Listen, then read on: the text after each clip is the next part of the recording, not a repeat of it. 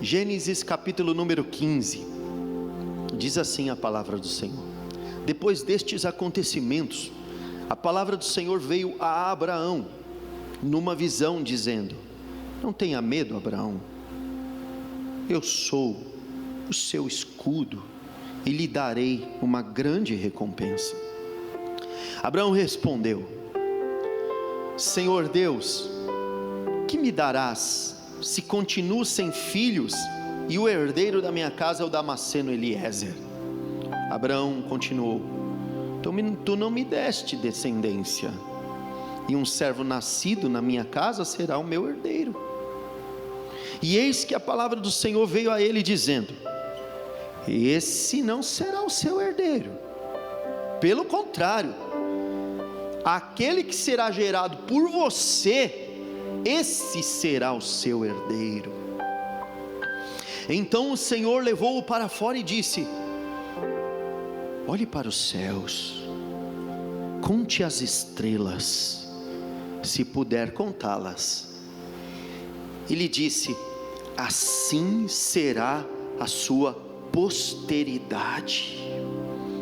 Glória a Deus.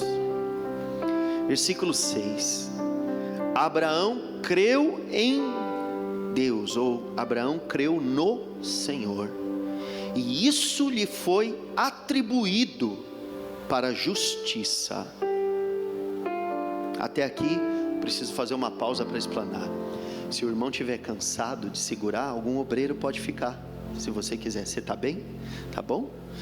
Então tá bom. Irmãos queridos, ele está dando suporte e apoio, tem tudo a ver com o que eu vou pregar hoje, na sua posição. Irmãos, nós temos aqui a figura do patriarca Abraão. Abraão leva na Bíblia esse nome de patriarca. Você sabe por quê? Porque ele é o precursor na fé, e ele deixa um legado, ele deixa uma herança, a herança de se crer. A primeira vez que vai aparecer a palavra crer na Bíblia é agora. Abraão inaugura o verbo crer. E o Abraão, ele não tem nada para consultar, ele não tem um acervo, ele não tem um Pentateuco para trás, alguém para instruir. Ele é um precursor. Ele simplesmente sai da terra do pai dele, rompe com os costumes e com a cultura que ele trazia, e passa a viver sob a tutela de um Deus que ele nunca ouviu falar. E esse Deus começa a instruí-lo a se enveredar por um caminho que ele nunca foi, nunca tinha ido para aquela terra, e nunca tivera contato com aquele Deus. Você tem noção de com quantos anos Abraão foi chamado por Deus? Com 70. Então, para você ouvir a voz de Deus, às vezes demora. Se você está aqui e fala: eu ainda não me converti, eu ainda não me batizei, fique calmo, você ainda tem tempo. Tomara. Abraão levou 70 para ouvir, e Deus lhe fez uma promessa no capítulo 12, e mandou ele sair da terra da sua parentela e ir para uma terra para onde Deus lhe mostraria. E chegando lá, Abraão vai e leva consigo seu sobrinho Ló. O Ló se separa dele. Em algum momento acontece uma guerra contra Ló, seus bens são sequestrados. Ló é sequestrado, as mulheres, né, do seu clã é sequestrado, e Abraão sai em resgate de Ló, lutando contra 5 reis que havia naquela região.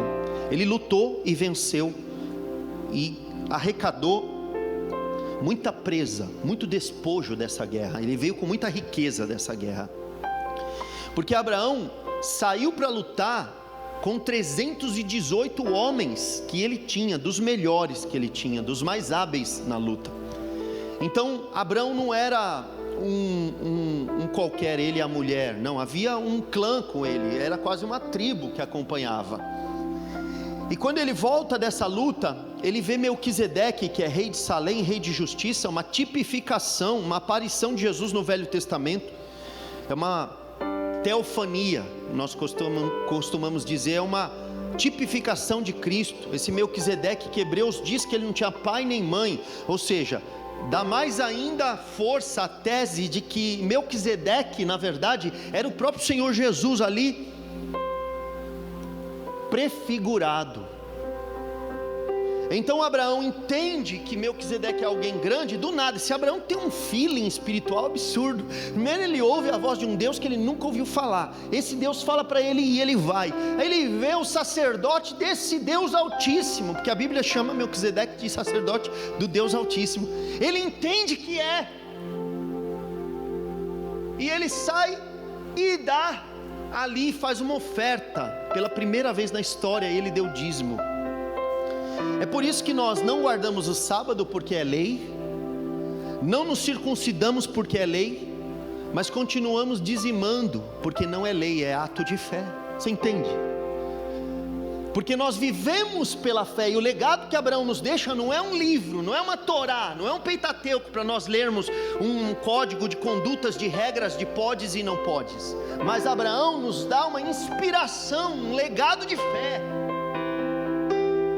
E Deus, em algum momento na vida dele, Abraão olha para si agora, sim, no capítulo 15, estudiosos dizem que com quase 85 anos de idade, Deus falou com ele com 70, agora está com 85 anos, e Deus tinha prometido que nele e no seu descendente, na sua descendência, seriam benditas todas as famílias da terra. Então, quando Deus usa esse termo, Abraão subentende que ele vai ter um filho. Porém, no entanto, a sua esposa Sarai, ou Sara, ela é estéril, não tem como ter filho, e ele já está com 85, ele estava com 70, já estava difícil. Ela já tinha o ventre amortecido, quer dizer, não tinha mais o costume, a regra das mulheres, ou seja, ela não menstruava mais, ela não era fértil. Além de não ser fértil na sua juventude, agora na velhice, pior ainda. E Deus lhe faz essa promessa: em você e na sua descendência, ou no seu descendente, serão benditas todas as famílias da terra. É lindo essas pequenas peculiaridades da Bíblia Sagrada no Velho Testamento, porque, por exemplo, Paulo vai dizer que quando Deus fala com Abraão, ele fala em você e no teu descendente. Ele não fala nos teus descendentes. E com isso Paulo defende a seguinte tese: Deus não se referia aos hebreus que nasceriam de Abraão, Deus se referia a um descendente, que é Jesus Cristo. Olha que coisa. E aí faz todo sentido para nós que somos cristãos, que somos herdeiros com Cristo da mesma promessa feita a Abraão pela fé. E aqui Deus encerra a questão. Com 85 anos Deus vai dizer para ele: fique calmo, tranquilo, eu vou te dar um descendente, sim. Abraão está dizendo: mas está passando o tempo, estou ficando cada dia mais velho e cada dia mais rico.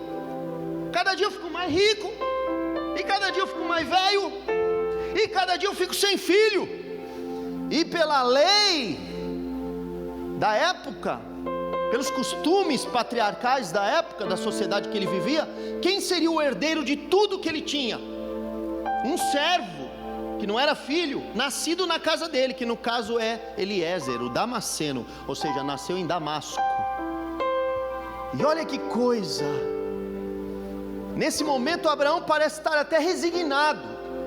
Eu já aceitei minha condição. Talvez você esteja aqui dizendo: eu já aceitei que esse ano vai ser uma tragédia, eu já aceitei que esse ano vai ser uma desgraça, eu já aceitei que eu não vou ser pai, eu já aceitei. Olha, é muito bonito eu estar falando sobre Abraão hoje, e sobre as circunstâncias que eu trago esse texto, por causa de um sonho que eu tive, ainda se torna mais forte. Mas eu não me ocorri que a coisa de 8 anos atrás, eu estava exatamente no Dia dos Pais,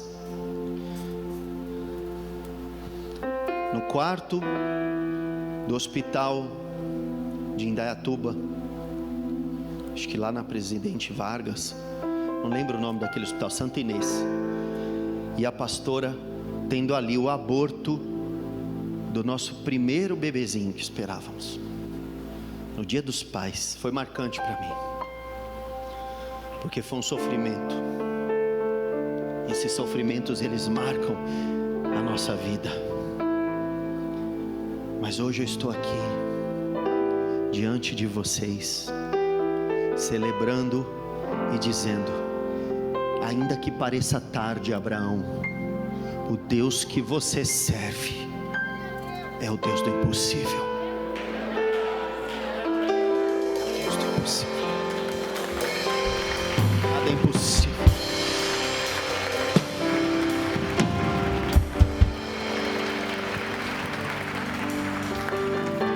Deus reconforta Abraão como me reconfortou. Aí o médico vai dizer: não tem jeito.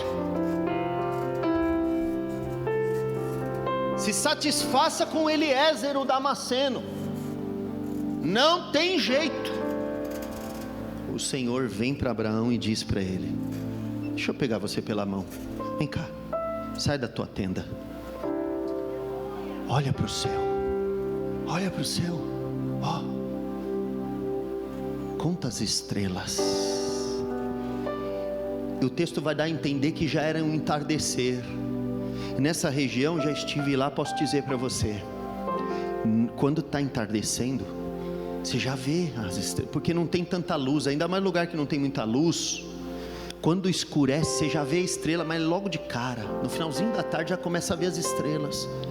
Quer dizer, nem era alta madrugada para ver todas. E aí eu tive um dia no pico do Monte Sinai, a 2.800 metros de altura, um dos maiores montes. E eu olhei para cima, irmãos, eu nunca vi tanta estrela, tantas constelações. Parecia que eu estava dentro de um telescópio Hubble. Rapaz, que coisa linda, chega a dar medo da imensidão dos céus, das galáxias. Abraão pôde ter um vislumbre, porque nem era a alta madrugada. E Deus já dizia para ele: conta se você puder. Quer dizer, se Deus ainda desafia ele a contar, talvez porque não era alta madrugada, seria possível até ele contar 1, 2, 3, 4, 5, 6, 7, 8, perdi a conta. Se fosse então alta madrugada, que o céu parece que vira um luzeiro, uma coisa gloriosa, uma imensidão, os céus proclamam a glória de Deus, o firmamento as obras de suas mãos. Se fosse então esse momento, meu Deus, ele ia rir do Senhor. Você está brincando comigo? Assim será. E a palavra vai dizer que Deus, reconfortando ele com estas palavras, Abraão se dá satisfeito. E no versículo 6 vai dizer, pela primeira vez na história da Bíblia, a palavra crer. Porque Abraão creu no Senhor. Ele não pediu prova nenhuma. Deus falou e ele falou: então está certo. Tem gente que Deus fala: então me prova, então me dá um sinal. Irmão, se Deus te falou na madrugada, na leitura aleatória da Bíblia, num sonho profético, numa palavra de profecia, como Deus disse para aquele menino que nem sabe quem é Deus, disse: eu vou te dar um novo coração, menino. Deus faz conforme Ele fala, porque Ele não é homem para que minta, e nem filho do homem para que se arrependa. E não há nada demasiadamente difícil para esse Deus. Tudo é barato para Ele, tudo é simples para Ele. Não há impossíveis em todos os seus feitos. Bem sei que tudo tu podes, e que nenhum dos teus intentos podem ser frustrados. Esse Deus maravilhoso assim nos comunicou, e nós cremos nele, e estamos aqui debaixo de palavra. Nós nunca precisamos de homem nenhum, e nunca iremos nos apoiar em nome nenhum. Por isso que eu quero falar agora. Sabe qual é o significado da palavra crer em hebraico? Apoiar. Apoiar, dar respaldo. Crer é se apoiar. Crer é se apoiar. Crer é ter respaldo. Quando você crê, você não é louco. Quando você crê, você não é simplório. Quando você crê, você é esperto. Você se apoiou, você teve respaldo. Você faz uso da bengala que Deus te deu. Você faz uso do bordão que Ele pôs na tua mão. Você faz uso das firmezas que Ele colocou, das rochas que Ele te respaldou. Você está escorado. É uma casa escorada numa colina. Não desce, não cai, porque está fincada. O seu alicerce está cravado, está alicerçado o esteio dela na rocha, e por isso não cai. Não cai. Qual é a rocha para Abraão se apoiar? Um Deus que falou. O Deus que falou, Deus dos céus e da terra disse: Abraão, vai ser assim. Abraão disse: então tá certo, eu acredito.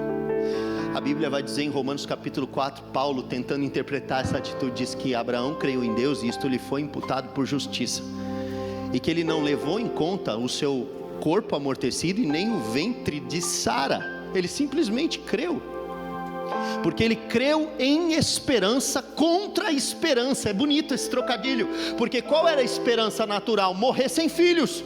Qual era a esperança natural? Fazer o servo dele o herdeiro da riqueza dele. Mas qual era a promessa? Qual era a palavra? A palavra depunha contra a esperança. Então a Bíblia diz que ele creu em esperança contra a esperança. É como se a expectativa natural fosse desgraça, fosse falência, fosse esterilidade, mas a expectativa espiritual fosse vitória, fosse fertilidade, fosse prosperidade, fosse vida. E por isso ele crê em esperança contra a esperança. Tem hora que o crer é colocar as verdades na mesa, é pôr tudo em xeque, porque o mundo natural diz uma coisa, o diagnóstico dos homens diz uma coisa, mas a coisa de Deus é diferente, é antagonista, é oposta. O que Deus tem para você é muito mais além de tudo quanto você possa pedir ou pensar. Deus tem loucuras para realizar na tua vida. Não se explica o milagre de Deus, é inexplicável. É isso, é nisto que estamos apoiados. Ele é o nosso apoio, Ele é o nosso esteio, Ele é o nosso alicerce, Ele é o nosso rochedo. Ele e a sua palavra irrefutável. E aí pronto, acabou, é resolvido. Então, se é isso, eu creio. Só que no versículo 7 o Senhor vai além. No versículo 7, está resolvido? Você crê então que você vai ter filho? Creio. Então tá bom. Abraão foi fortificado. Você sabe um jeito de ser fortificado na fé? Dar glória a Deus. A Bíblia diz que Abraão foi fortificado na fé dando glória a Deus. Porque o oposto de dar glória a Deus é duvidar de Deus, é se magoar com Deus, se enfezar com Deus, é cobrar a Deus e portanto não lhe exaltar. Mas quando você exalta, você está dizendo: eu estou esperando o Senhor, eu tenho paciência, eu sei que a tua palavra é fiel, vai dar tudo certo, glória a Deus, continuo te adorando, eu espero. Você está entendendo? Já Herodes foi comido por bichos porque não deu glória a Deus. Se você quiser ser fortificado na fé, ir além, passe a gracejar a Deus. Que Abraão deu glória a Deus porque tinha fé, e sem fé é impossível agradar a Deus. Imagine o que um Deus agradado pode fazer. O que um pai feliz faz pelo seu filho. O que um pai alegre faz pelo seu filho. Meu filho passou, meu filho está indo bem, meu filho está se esforçando, meu filho é dedicado, é obediente, meu filho é determinado, ele se orgulha. O que o pai orgulhoso faz pelo seu filho? Quer receber vitória? Orgulhe, alegre o seu pai. Como faço isso? Sem fé é impossível agradar, porque é necessário que aqueles que se aproximam dele creiam que ele existe e que é abençoador de quem o busca. Não é só crer que ele existe, é crer que ele existe e que ele ainda vai te abençoar. Pois bem, no versículo 7 o Senhor vai além, porque o Senhor sempre vai além com quem tem fé. Quem não tem fé, a conversa para. Quem tem fé, Deus vai além. Versículo 7, o Senhor disse também: eu sou o Senhor que te tirei de Ur dos Caldeus para lhe dar esta terra como herança. Aqui Deus está fazendo promessa de filhos ou de terra? Você leu comigo aí? Deus está prometendo um filho Um descendente ou Deus está prometendo terra? Quais são as duas coisas que um pai precisa para cuidar bem dos seus filhos? Primeiro, teu filho. Em segundo lugar, uma terra para criar ele. Precisa de uma casa, precisa de um teto, precisa de uma provisão. Deus está dizendo para ele: eu não vou só te dar filhos, porque se eu te der filhos vão ser nômades. Eu preciso te dar filhos, preciso te dar terra. Por isso, se você começou a prosperar, acredite, Deus vai te dar filhos. Ou se Deus te der filhos, acredite, Deus também te dará a terra. Porque Deus tem compromisso. Nasceu um filho aí? Tá grávida a esposa? Se prepare, você vai prosperar. Porque fui moço, hoje sou velho e nunca vi o justo mendigar o pão. Deus tem um compromisso com a descendência dos seus servos, até porque Ele diz assim: aquele que adora a imagem de escultura que fabricada pelos homens, Ele rechaça, Ele exclui. Mas aquele que me adora, me honra, faço misericórdia até 1000 gerações dos que me amam, dos que temem o meu nome. Deus tem compromisso com a sua descendência, por isso Ele começa a prometer terra. Ele é inteligente, Ele sabe que Abraão vai precisar de terra. Mas Abraão perguntou: Senhor Deus, como saberei que vou herdar esta terra? Aí Abraão pergunta: como eu vou herdar essa terra? Já tem dono. O Senhor respondeu: faz o seguinte, traga uma novilha, uma cabra, um cordeiro, cada qual de 3 anos, uma rolinha e um pombinho. Abraão trouxe todos esses animais, cortou-os pelo meio e pôs as metades uma diante das outras. As aves, porém, não cortou, porque era muito pequenininha pelo meio, só pôs uma de frente com a outra. Se ele tinha 3 animais e cortou na metade, ficou 6 partes. Tinha 2 passarinhos, tinha um pombinho e uma rolinha, ficou 8. Você sabe o que significa 8? Na numerologia bíblica, não é numerologia de ficar lendo destino, nada dessa besteira. Estou falando da numerologia bíblica. 7 é o número da perfeição, é o ciclo fechado. Mas o 8 é o número da circuncisão, porque ao 8º dia o menino era circuncidado. Por que tinha 8 partes, 8 carnes espalhadas, um caminho de 8 pedaços? Porque Deus estava ali propondo uma aliança. Deus ia fazer um concerto. O 8 é o número da aliança. E é engraçado que na nossa aritmética, na nossa matemática, nos nossos dígitos matemáticos, né? O 8 parece mesmo uma aliança, não parece? O símbolo do infinito. Deus, quando disse para ele assim: eu vou te dar uma terra, fique comigo, preste atenção, vou te dar terra, essa terra. Abraão disse: como o Senhor vai me dar essa terra se tem morador? Deus disse para ele: pega os animais lá. Abraão pega os animais de 3 anos, pega o pombinho e a novilha, corta no meio, faz um caminho, e Deus nem precisa instruir, Ele já sabe o que Deus está querendo. Você é que não sabe, eu é que não sei. Mas agora você vai saber, e eu também. Eu já sei. Era como se Deus estivesse falando para você assim: eu vou te dar essa terra. Vai me dar? Mas como? Vamos ali no cartório. É Santa Rita o cartório? Vamos na Santa Rita ali? Santa Cruz? Tem que ser Santa Cruz. Vamos na Santa Cruz, porque a cruz também é a aliança de Deus conosco. Ali é o maior dos cartórios, e é o maior dos comprometimentos. E Deus fala assim: vamos fazer um documento? Vamos escrever aqui: eu garanto, e eu empenho a minha palavra, e vou me interpor com juramento. Geralmente o homem jura por alguém maior, para dizer que o seu juramento é fidedigno, para dizer que o seu juramento vale um vintém. Mas como eu não tenho ninguém maior por mim do que eu, vou jurar por mim mesmo. Estou jurando pelo meu nome, pela minha dignidade, estou jurando pela minha grandeza, pela minha majestade. Estou aqui fazendo esse documento e estou assinando embaixo.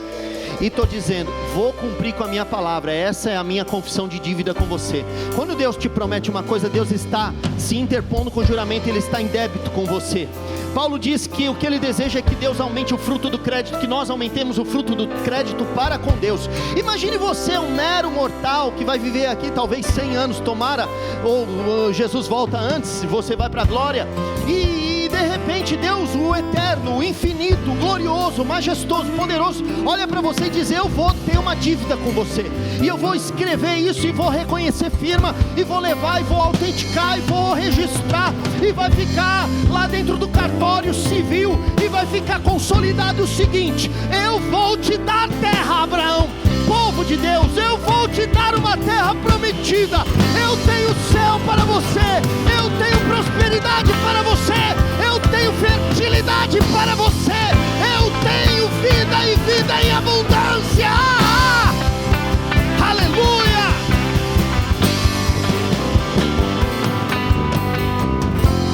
Antigamente era assim.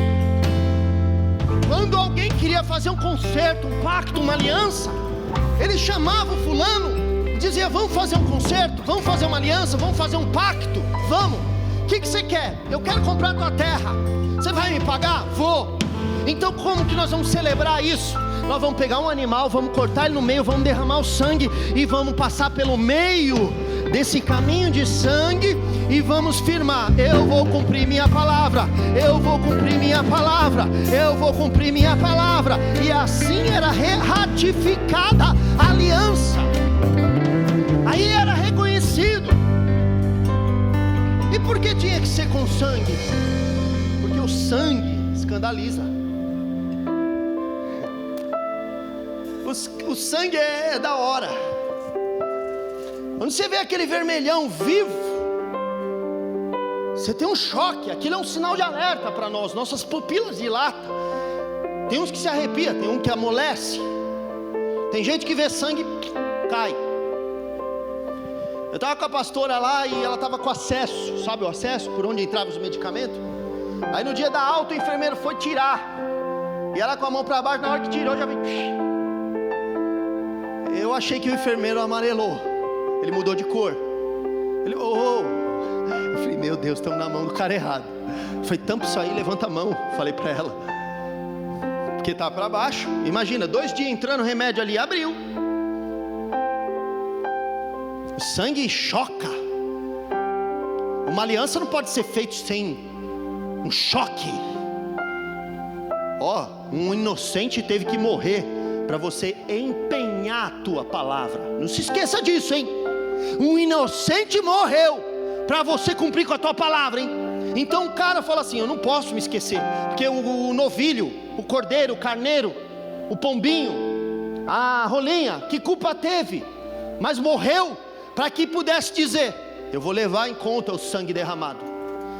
Alguém pode transmitir, transportar tudo isso que eu acabei de falar para a cruz do Calvário e entender o que foi que Deus fez conosco lá, quando o Cordeiro Santo de Deus foi imolado e morria por nós e sangrava pela via dolorosa e marcava com um vermelho tinto, sangue vermelho carmesim, as ruas da via dolorosa em Jerusalém, até chegar no alto do Calvário, e ali esvaindo o seu sangue, jorrando o seu sangue. Quando o soldado espetou ele com a lança, diz que do seu lado saiu água e sangue. Aliança, palavras que estão na cruz do Calvário. Aliança, pacto, concerto, Novo Testamento. No meu sangue ratifico, no meu sangue eu celebro uma aliança perene, eterna. Enquanto houver sol para o dia, enquanto houver lua e estrelas para a noite, haverá uma aliança perpétua com a casa de Israel. Bendito o sangue de Jesus derramado por nós naquela cruz. Bendita a aliança que nós disputamos nessa manhã. Aleluia. Abraão já entendeu, Deus vai fazer uma aliança comigo. E ele cortou, irmãos. E aqui eu não vou continuar lendo não, vou só explicar para você, para a gente poder terminar rapidinho. Abraão ficou lá de olho. Estava lá o sangue esvaindo. Estava lá os pedaços de carne, os animais mortos. E ele lá olhando aquilo. E lembre-se que eu te falei que estava entrando a noite, era o pôr do sol. Agora já está na madrugada, porque deu trabalho buscar os animais, trazer, tinha que ser de 3 anos, não é fácil de achar, embora ele era um grande agropecuarista.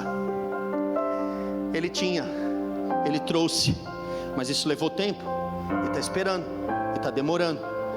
E nesse meio tempo, o homem que crê, que está esperando, porque o que ele está esperando? Porque ele pensa, se quando eu vou fazer um concerto aqui na minha sociedade, eu tenho que passar junto com a outra parte, com o outro lado, é tipo o comprador e o vendedor, o locador e o locatário, né? Eu estou junto, eu tenho que andar junto por aquele sangue, para dar cerimônia para aquela aliança, para que aquela aliança tenha um ato. Por exemplo, quando você casa, você não precisa fazer um contrato? Esposo e esposa, não são duas partes? Não é um contrato? E como que se celebra? Qual é a cerimônia para dar solenidade para aquilo? O tal casamento, ou matrimônio. A festa, ou a celebração, ou assinar a certidão. Vocês estão entendendo isso? Abraão está esperando que Deus venha assinar, e a madrugada está indo. E sabe o que vem? Ele começa a ouvir aqueles barulhos, aquele barulho agudo, fino, de animais, aves de rapina. A ave de rapina, ela tem um barulho fino, parece mais um grito de alerta, voando ali. Quando a Bíblia diz que aves ficaram rodando, eu fico imaginando que havia ali corujas, que o urubu, não sei se ele voa de noite, nunca vi, mas coruja eu já vi de noite. Falcão, gavião, tá vendo? Gavião não é uma coisa muito boa. Hoje não podia passar sem essa. Mas porco também não é assim, dá para fazer um churrasco. Mas estava lá, voando, talvez uma águia, e Abraão começa a ficar encafifado. Irmão, esses dias eu fui orar no monte ali, aí eu me ajoelhei e fiquei na boa, e eu vi que numa rocha bem grande ali, bem para lá, bem longe, tinha um urubu, e o bicho é grande, hein? Você já viu ele de asa aberta? Deve dar uns 2 metros aquilo. Aí tinha uma pedra entre eu e ele. Eu estava lá ajoelhadinho, tal, assim, Senhor, meu Deus, me abençoa. Daqui a pouco eu ouço um barulho. Eu olho, o bicho veio para outra pedra. Falei, mano, você está tirando, rapaz. Aí comecei a orar de frente com ele. Mas vem pro pau para você ver, se eu não te dou uma bica. Aí ele voou para lá. Eu taquei uma pedra nele. Ah, tem que mostrar, né? Não é porque eu ajoelhei e ele pensou, tá morrendo, vou chegar perto. De fato, estou morrendo para esta vida. Esses bichos são matutos, eles olham de longe o seu comportamento. Você acha que eles não têm essa leitura? Eles sabem que você já está ali. Tanto é verdade que aquela foto que ganhou o mundo, não sei se vocês se lembram da fome na Etiópia, um menininho com fome ali, e um urubu pertinho dele. Triste aquilo. Isso aconteceu também com Ismael. Agar ficou distante para não ver o menino morrer de fome, as aves já estavam perto. Ele reconhece quando o ser humano ou o animal vai encurvando, vai perdendo força. E lá tinha animais destroçados que Abraão cortou, aqueles bichos estavam lá para fazer a parte deles, aves de rapina. Deixa eu falar uma coisa para você, Abraão. No processo do que Deus tem para fazer na sua vida, não pense que não virão aves de rapina. Esteja pronto para elas. Demônios sempre virão. Espíritos malignos sempre virão. Temos que estar prontos para resistir contra as astutas ciladas do diabo. Se não tiver, tem coisa errada aí. Porque o inimigo sempre é adversário do culto de Deus. E qual é o culto? Os animais que foram sacrificados. Essa é a oferta. Este é o holocausto no altar de Deus. Quando Jesus estava preso naquela cruz, agonizando, a Bíblia diz que haviam pessoas ao seu redor, zombando, escarnecendo. Espíritos malignos provavelmente estavam tomando aquelas pessoas para escarnecer Jesus. tendo em vista que ele pudesse se distrair ou se desviar do propósito de nos redimir.